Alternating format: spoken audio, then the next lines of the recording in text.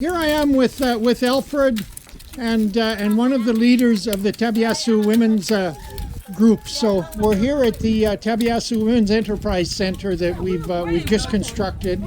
We've constructed with the support of the Baraka community, because this would not be here were it not for all of you who buy and use Baraka Shea Butter, and all of you who buy and use products made with Baraka Shea Butter.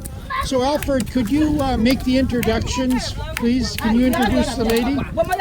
Yeah, thank you. I'm here with one of the women here, who is the coordinator. She actually assists the Magadia, and she is called Ajara Ibrahim. It's called Ajara Ibrahim. Oh, okay. So as we're looking, we see people working here. We see them making use of it. Alfred, maybe come out and we'll just walk around and let people see more of. So we'll let people see more of the center. So we built this center with local labor, correct? Sure. So the fetching of water, the building was all done by the men and women from the community here. And they actually show some high zeal of support in coming out with this structure, because they know this is where their livelihood depends on. So in fact, you realize that when we came here, they were actually always ready, working without complaining of food, and excitement. With nothing, and it's interesting to see all the children. They've got the day off school, and everybody's here helping. It's a big family thing, correct? Yes, sure. You see, they're all working. Oh yeah, very excited. Everybody working. Let's go over this way. I want to go and see where they're boiling. They're parboiling some of the seeds. So what we can see here is a pot, and what's in the pot is actually the seeds. This is what the women collect when they're in the bush, and they collect the seeds. They bring them here and they parboil them. Yes. So this one is brought straight from the field, and then it's parboiled in this pot here. And then when I asked them, they said they boil it for about 30 minutes, and then it's now poured straight to the drying area. Oh, okay. And that sterilizes the seed. And when they break the hulls, when they break the husks on them, then they bring that back and they use it for the fire, and it saves on firewood. That's amazing. Let's walk around here a little bit more, and we can see the full building and the full center that was built. And it's so neat to see this being used, to see the families here, to see people using it. But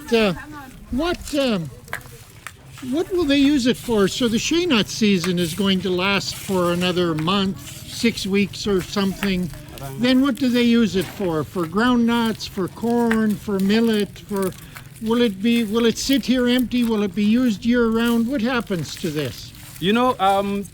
As the woman already made mention, they said this is a multi-purpose facility that has been provided by Baraka, and that this is the season for the nut, and they are using it for drying the nuts.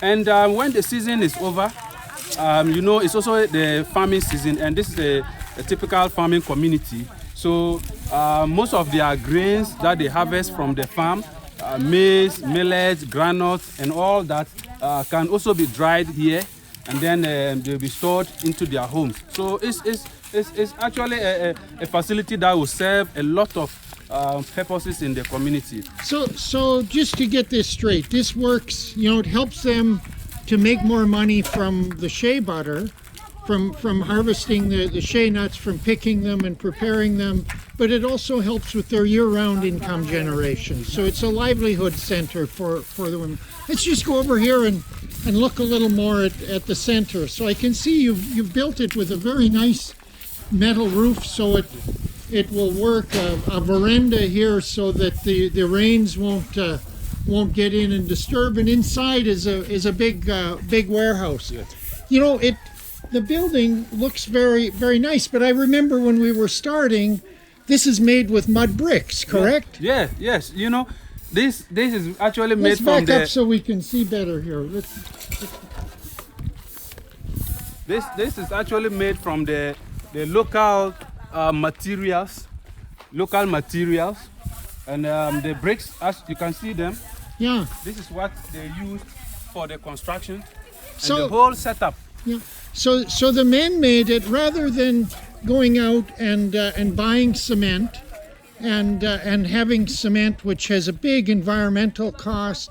We used 100% local materials, clay and water. Yeah. And they made it, and then a little bit of cement to make the plaster to insulate the bricks from the water so they don't erode.